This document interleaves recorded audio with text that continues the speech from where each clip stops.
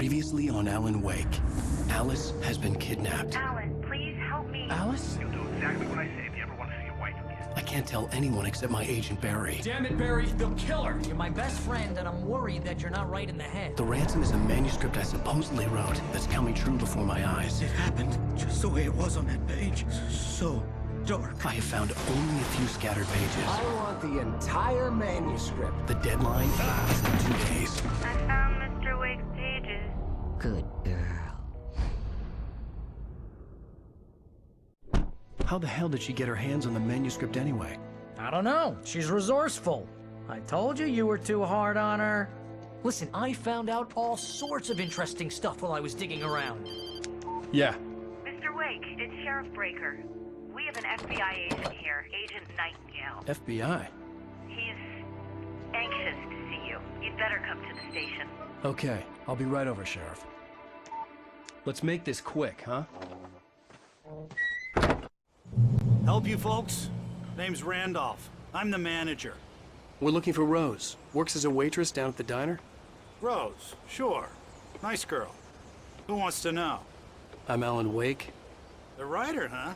I heard on the radio you were visiting. Well, I'll show you her trailer. That Rose, she's a nice girl.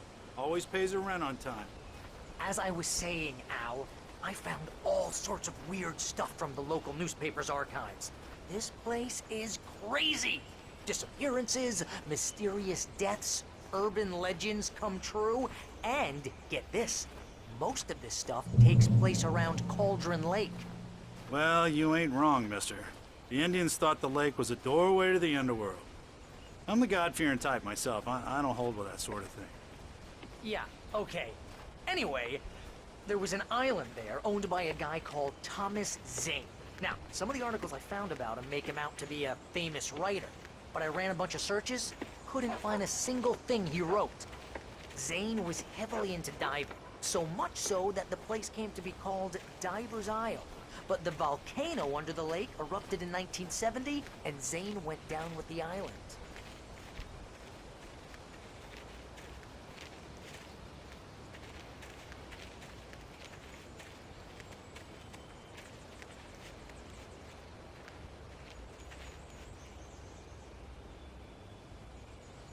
It gets better.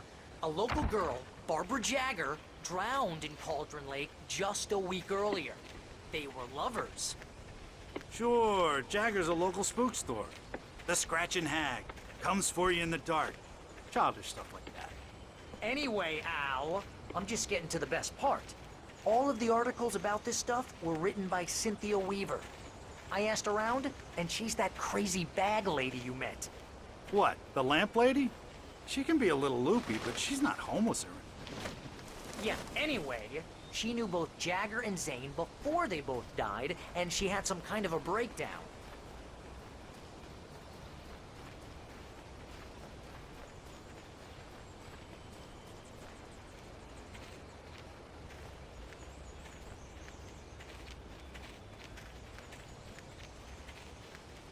Well, mister, this here's Rose's trailer.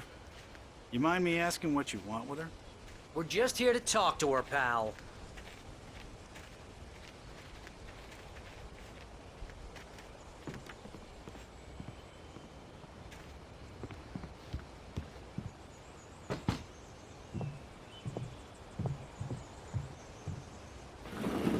Welcome to... Oh dear, Mr. Wake. I'm so glad you're here. Rose, you have my manuscript? Oh. Oh yes. Yes. Please, come in.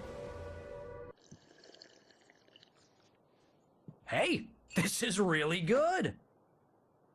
Rose, Yes, my manuscript. I really need it. I understand. I know what you need. A muse to inspire you. Oh, for Barry. She doesn't have anything. Yeah, hey, Al? Al, what's... Oh... Barry! What? What?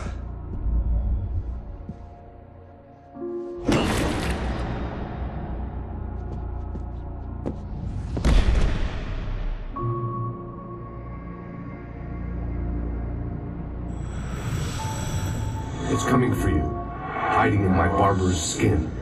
I'm too weak to stop it. You must turn the lights on. I promised I'd come visit you and your lovely wife.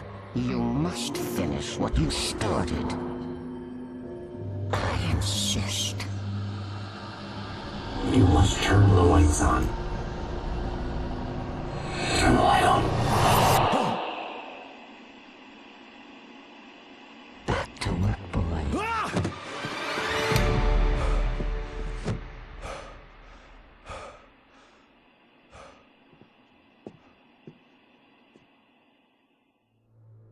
I felt nauseous, hungover. Only anger kept me going. I can't tell reality. Rose took a day from me. I had less than 12 hours left to meet the kidnapper. All I could do was get Barry into the car, work something out once I got on the road. Welcome to the Oh Dear Diner. What can I get you today? Coffee? I couldn't work up much hate for Rose. Something had used her to get to me and left its mark. First refill is free. My gun and flashlight were gone. I'd have to find a way to get Barry into the car as quickly as possible. There was no time to waste. Mr. Randolph liked Rose. That little smile she had. How she was still sweet when life had tried so hard to make her bitter. It wasn't any of his business what she did in her trailer. But those strangers, the writer and his smart-ass sidekick, looked like trouble. And they'd been in there for hours, way past her normal bedtime. He reached for the phone and called the sheriff's station.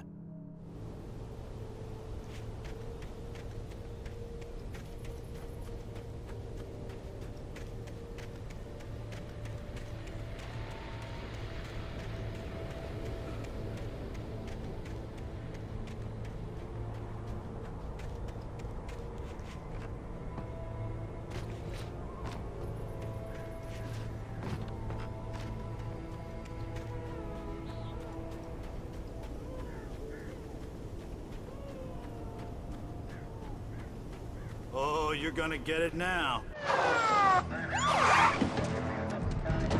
God knows what you've done to that poor girl. This is Agent Nightingale, FBI! Get him up, Hemingway! You're under arrest! You move a muscle, I'll unload right in your goddamn face! Stay right where you are, Slane!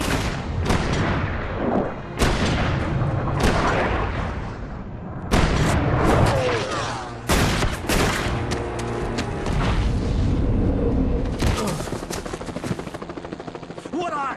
I'm standing right here, you goddamn maniac!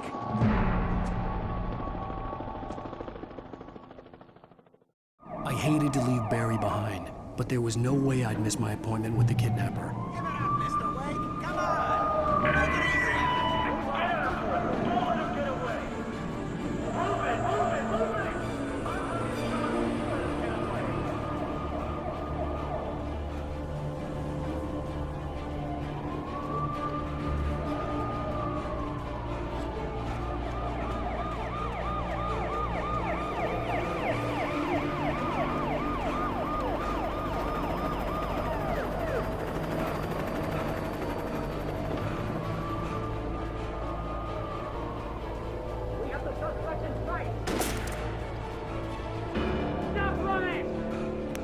The suspect in sight!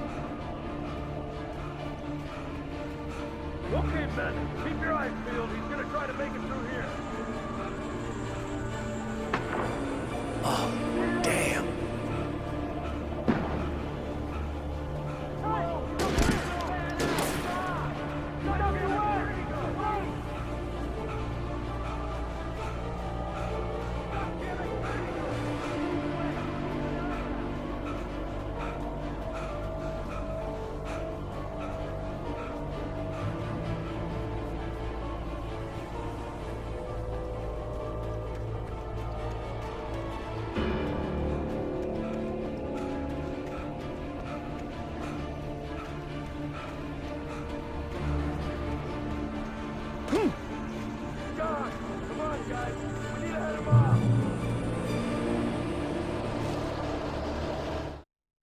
For decades, the darkness that wore Barbara Jagger's skin slept fitfully in the dark place that was its home and prison.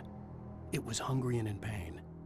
It dreamed of its nights of glory when the poet's writing had called it from the depths and given it a brief, terrible taste of power and freedom. The rock stars had stirred it from the deep sleep the poet had sunk it back to in the end. When it sensed the writer on the ferry, it opened its eyes.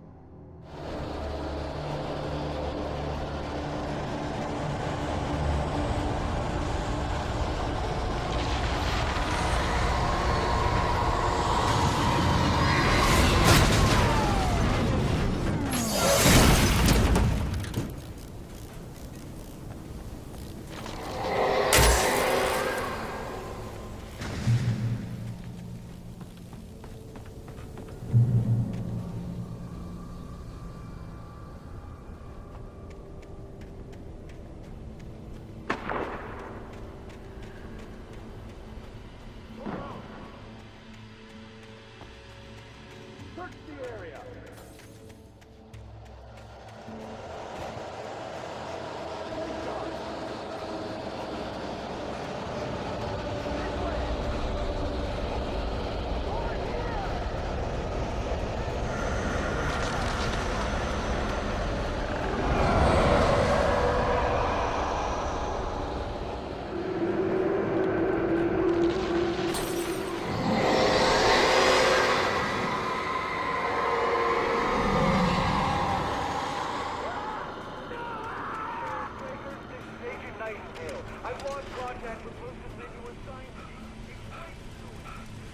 This horror was everywhere I went, circling me. The cops didn't stand a chance. They were after a writer, not a monster.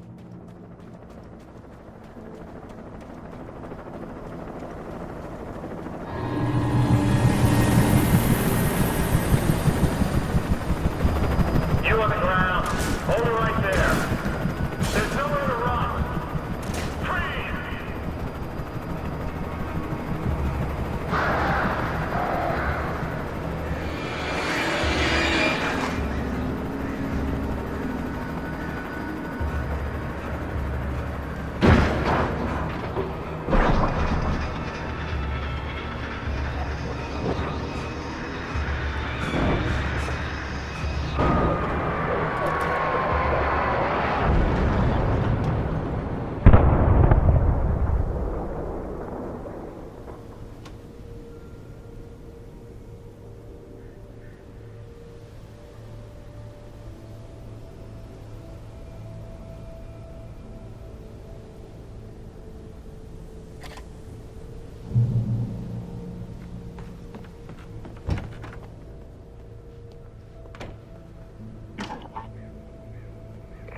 This is Jane. Mulligan, Thornton, come in. Over.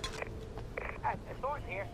Jake, we got both Wheeler and Rose in custody. They didn't put up a fight or anything. Why, they were... Hey, what you... Come on. Sit down and give me that. Jane, Mulligan here. Over. Go ahead, Mulligan. Over. We got Wheeler and Rose here. Wheeler's drunk or hopped up on something. Speaking of which, that Fed had a pretty distinctive whiff of Otis Scotch about him, if you know what I mean. Over. I don't have anything on that, Deputy Mulligan. Over. Well, whatever. Anyway, Rose is just being plain weird here. You better get Doc in and take a look at both. Over. Gotcha. You better get them here quickly. The, Fed's gonna want to interview Wheeler. Over. Oh, yeah, I bet he does. Looks like they have a lot in common. Mulligan out.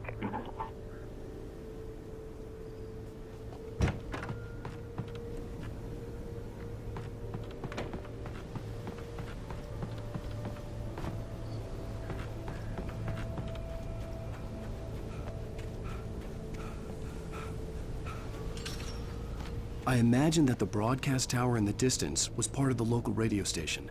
Maine seemed like a decent guy. Perhaps he could give me directions to the coal mine.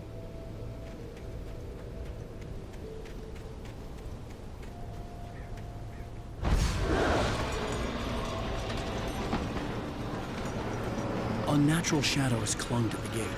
The darkness that was after me was trying to stop me. I wouldn't get through without a light.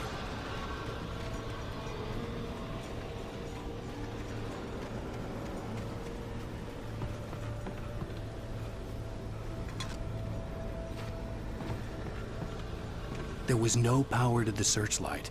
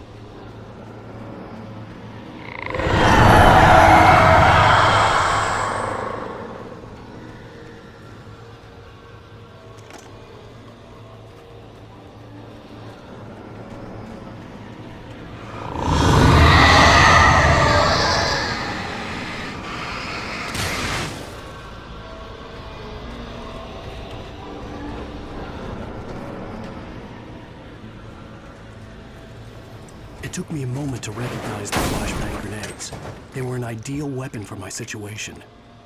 One, come in. Over.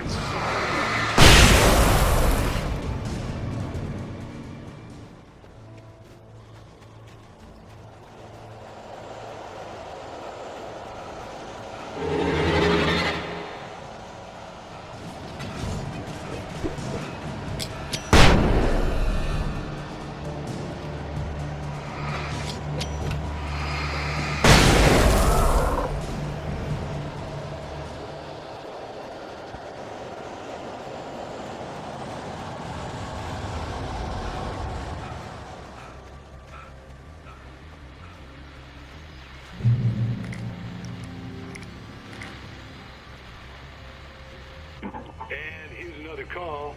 You're on KBF-FM with Pat Maine. It's Milt Peabody, Pat. What's on your mind, Milt? Well, I live near the trailer park, Pat, and there's a big ruckus going on over there.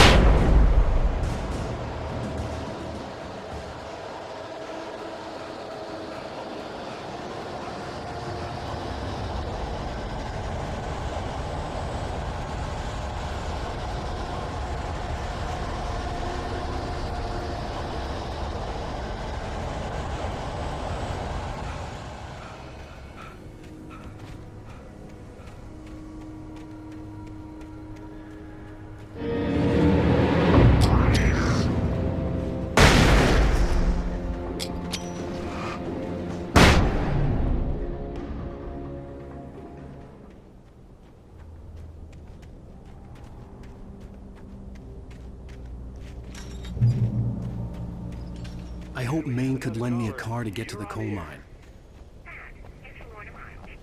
Oh, hello, Lorna.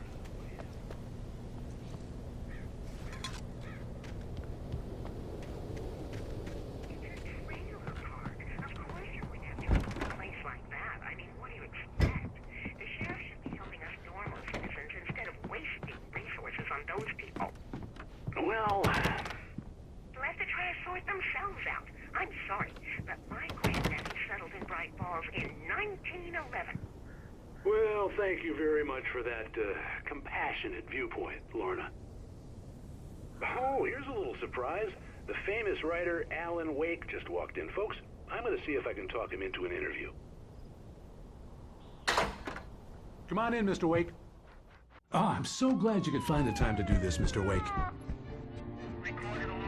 Nowhere to run now, Dan Brown. You back away from me.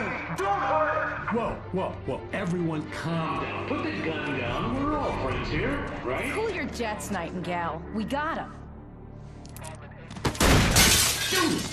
What the hell's the matter with you? There's a civilian in there.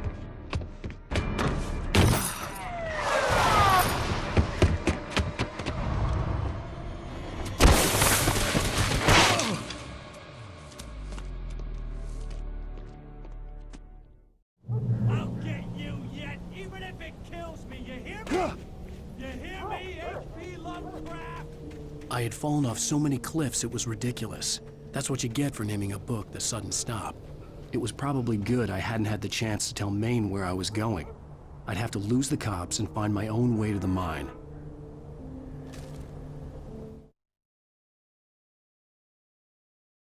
Nightingale stared through the broken studio window into the dark woods. He turned around, started to walk out, but Maine grabbed his arm. "Young man, you almost shot me. You don't shoot off rounds at people like that. What's the matter with you?" Nightingale shook his arm free, marched out. His cheeks burned with rage and humiliation.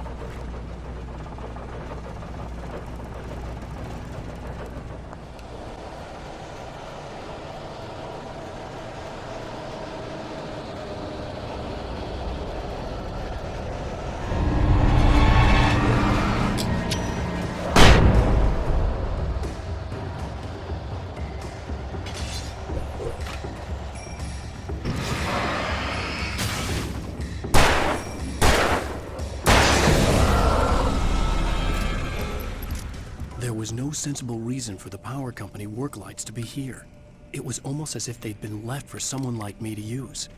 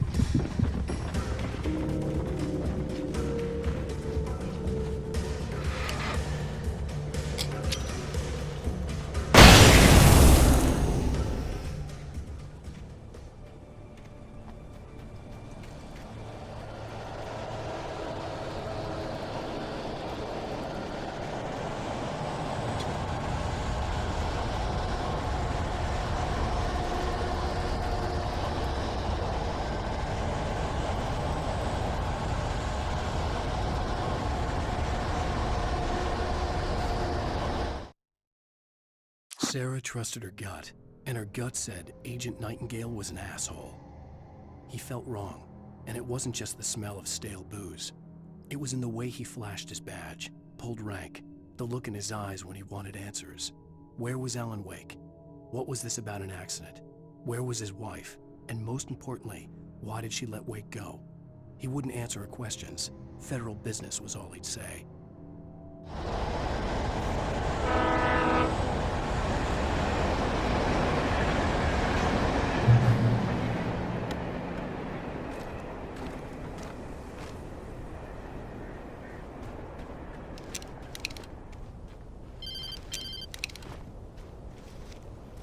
Hello? The most stubborn man I've ever met. Alice? Alice? Alan, I'm so afraid. It keeps me in the dark. Please help me. I look at you, Alan, and it's not you. Something else. Looking out from behind your eyes. Alice, I'm here. I'm so alone here. It's all gonna go to hell. You need to be careful. Cooperate. The connection had been terrible, but that wasn't the only thing that hadn't been right with the call. She sounded wrong somehow, but she had called me. The pipe wrenched itself loose from the bridge's steel framework. Wrapped in darkness, it floated in midair, twitching. For a moment, I didn't understand what I was looking at. The heavy object lurched at me with impossible force. I threw myself out of the way, but just barely. When I turned my flashlight on it, it shook in a dark rage before it flew at me again. I could see a railway bridge up ahead and a warehouse of some sort on the opposite shore. I hoped I could find a car from there.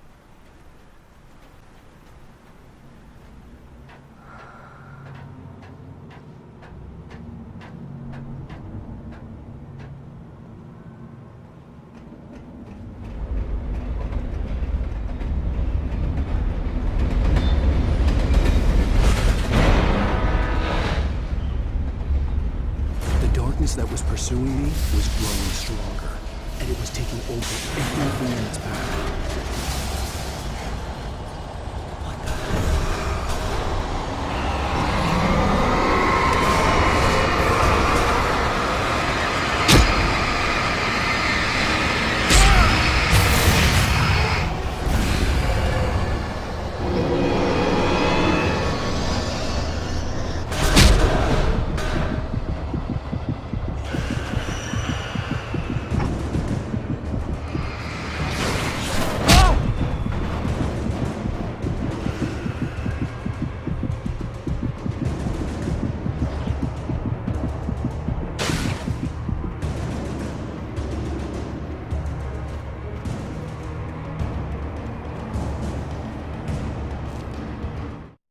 I slammed the door shut right in his smug face. He pleaded for me to open the door. True to form, the asshole actually thought I would obey. I had no sympathy left, no guilt either, not for him. I took a moment to savor the scream. I bet I had a smile on my face. It was all that I had time for. The dark presence was inside the lodge with me.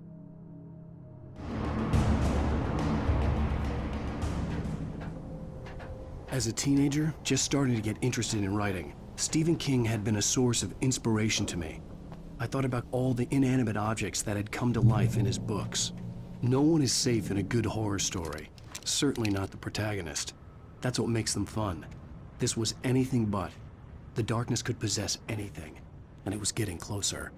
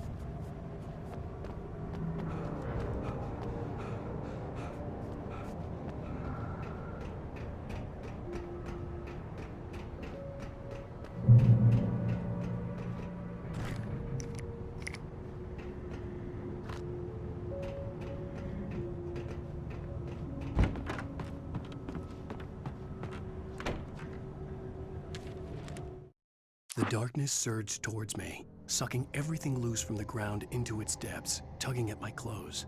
I saw the flare the kidnapper had dropped and threw myself towards it just as I felt my feet leave the ground. The darkness embraced me with the force of a tornado. Somehow I managed to light the flare.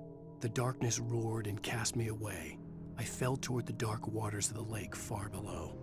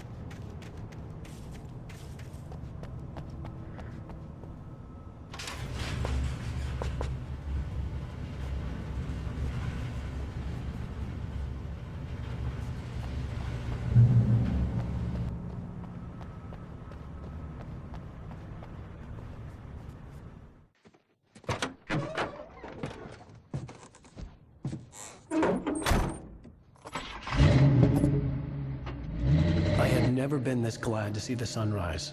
I had a couple of hours to get to the coal mine.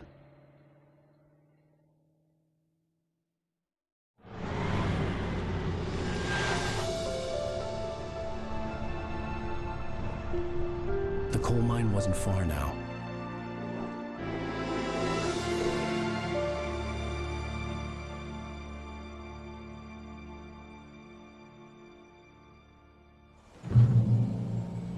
Today, I would meet the kidnapper, and he would give me Alice. I wouldn't give him any other choice.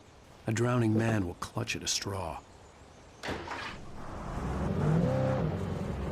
Little by little, without realizing it, I'd come to believe that the story in the manuscript was coming true. The current of its narrative had taken me deeper and deeper into dark waters. Alice had been taken from me.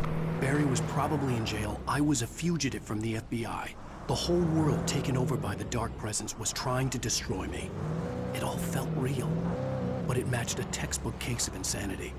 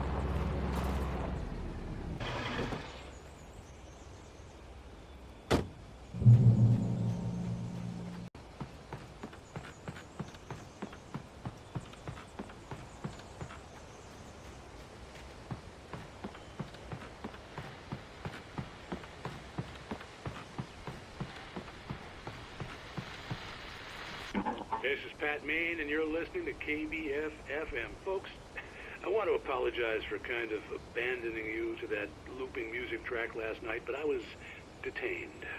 You see, I encountered a big-shot G-man with an itchy trigger finger who could use a lesson in manners and a boot in the ass. Not necessarily in that order either. Now, folks, I know I'm not being very informative here, and I apologize for that.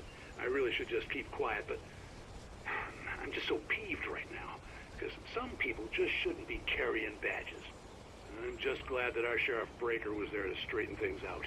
And if someone I met last night is listening, let me just say, I'm sorry if my mouth got you in trouble. I'm pretty sure you're not the bad guy here. Godspeed, son. I hope you know what you're doing. Now, on a lighter note, I'll be talking to Dr. Nelson all morning.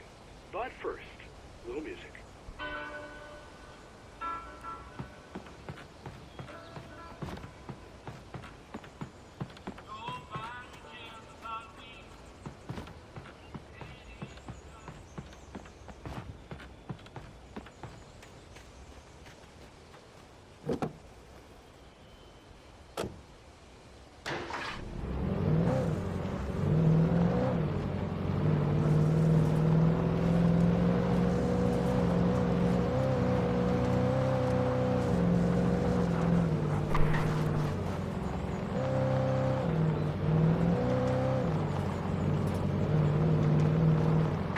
I was early. I was supposed to meet the kidnapper at noon in the main building. The coal mine was quiet. It was a museum now.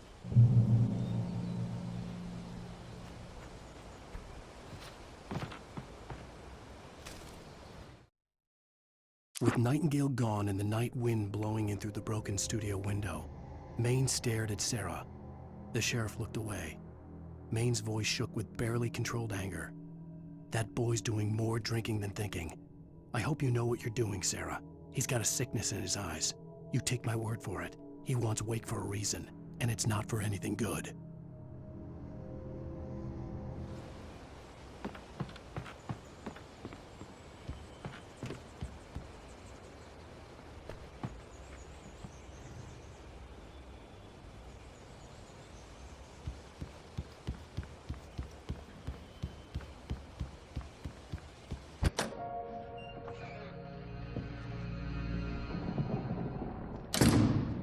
I didn't want to go outside. Cops had to be looking for me. The noon sun turned the place into a sauna. The day dragged on. Different scenarios ran through my mind. Ways of how I'd torture the kidnapper to get Alice back. Or the different horrible things he could have done to her. I imagined her dead. I had no way of knowing she was still alive. It was killing me. I was running on blind hope. It was all a waste of time. The bastard never showed up.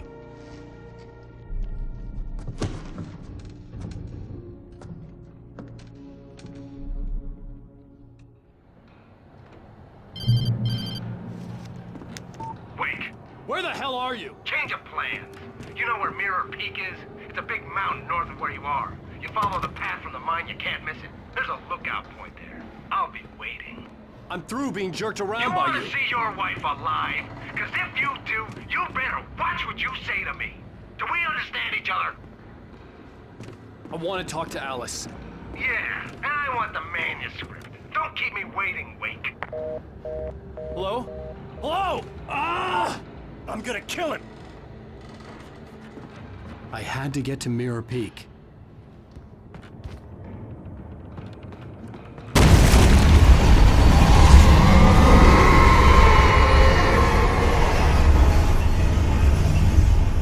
It was close. Maybe closer than ever before.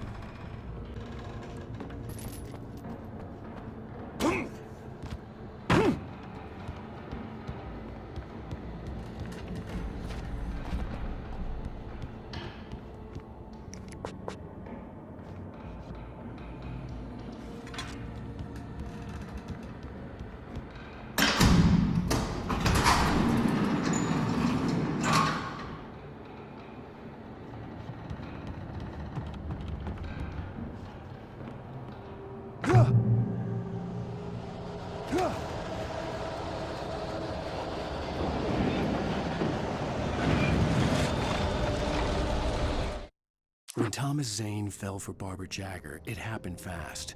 She was young, vibrant, and beautiful, full of life.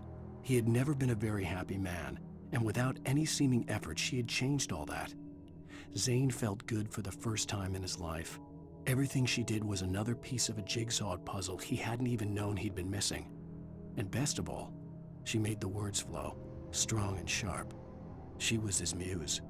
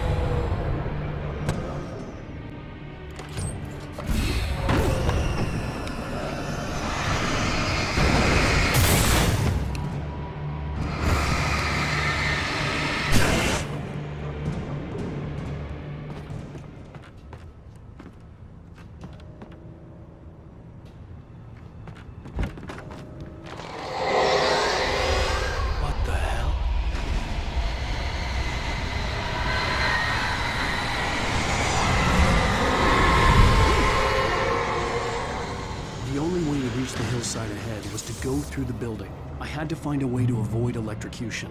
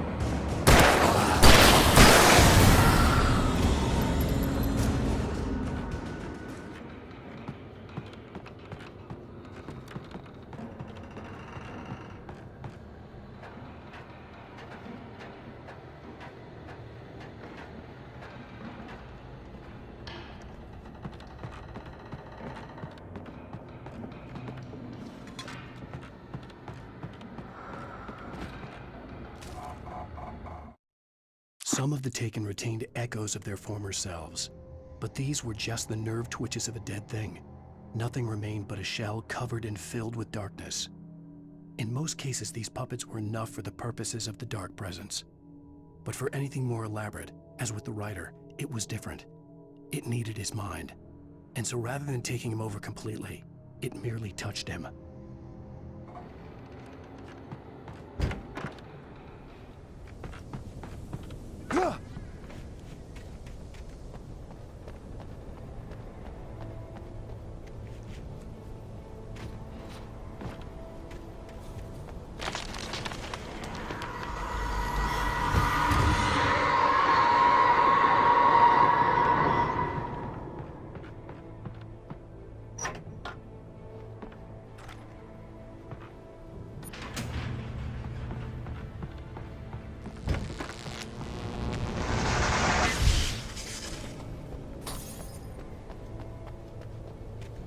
There was no way the flashbang grenades were standard power company equipment.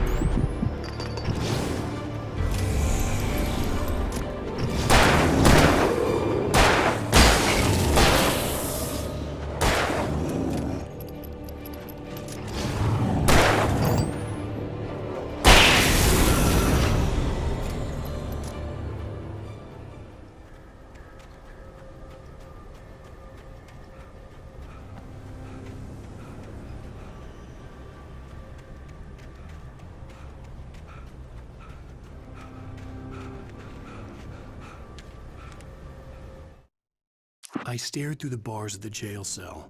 Barry stood behind me, swaying on his feet, looking as ill as I felt. Agent Nightingale stood on the other side of the bars with Sheriff Breaker. Nightingale had a stack of manuscript pages in his hand.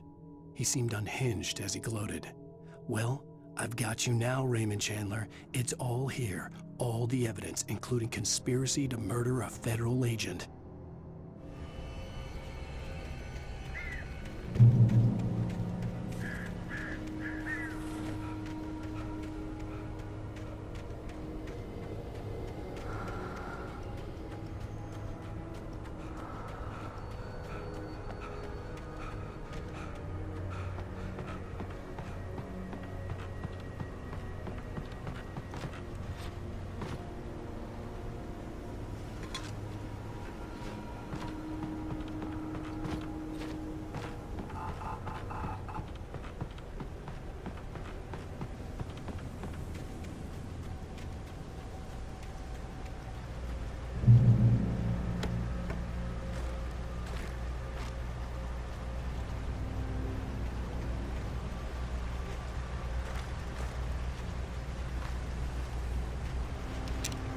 I had no real plan.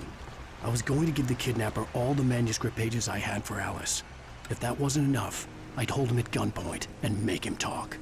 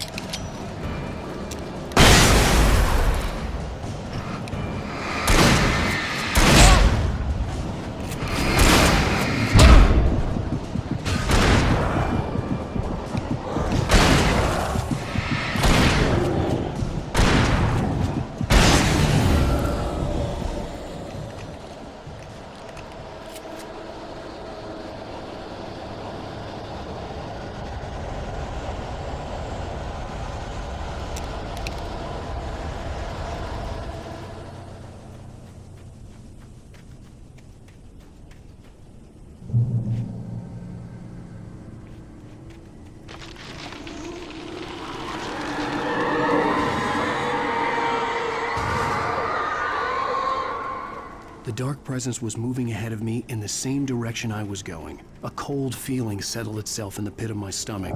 Was it going for Alice? The graveyard shift